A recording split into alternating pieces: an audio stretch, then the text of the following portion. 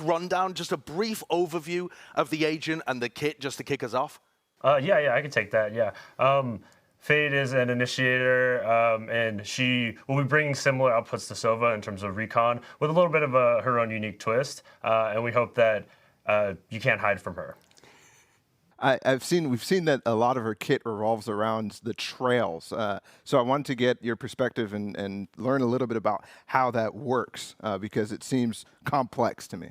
Yeah, that's a great question. So the trails, they work basically like the opponents will leave trails once they get affected by certain abilities from Fade, specifically her signature and her ultimate.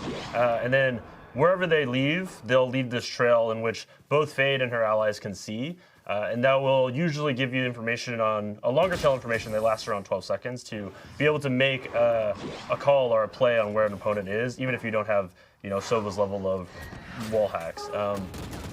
In many examples, if somebody could leave a location and they could go left or right, you can know exactly where they win. I think that's information that's going to be powerful. One element of the kit that I was wondering about as well, because a lot of agents, they have some form of counterplay with the kit being breakable. How much of Fade's kit can you destroy on the opposing side of it? Yeah, there are two components of Fade's kit that you can destroy. Her creature, you can destroy before it gets to you, and then her haunt, which is her signature. It's much like a reveal dart from Sova, a bit different in how it's placed, but it is also destructible before it can ever reveal you. But the other components of her kit are not destructible. So you've got this prowler that's going out. It's a big cat. You've got the recon that you've talked about as well. Then there's the tether and the ultimate. Can you walk me through those final two as well?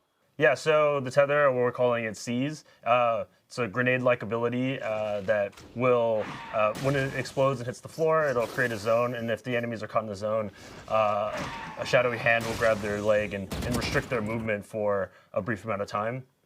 And it'll also deafen them, as I talked about before, so we're hoping it's a really scary feeling of being effectively trapped and you can't hear anything. So you don't know when they're going to swing or if a raised nade is coming, etc. Like you just don't know exactly where to go.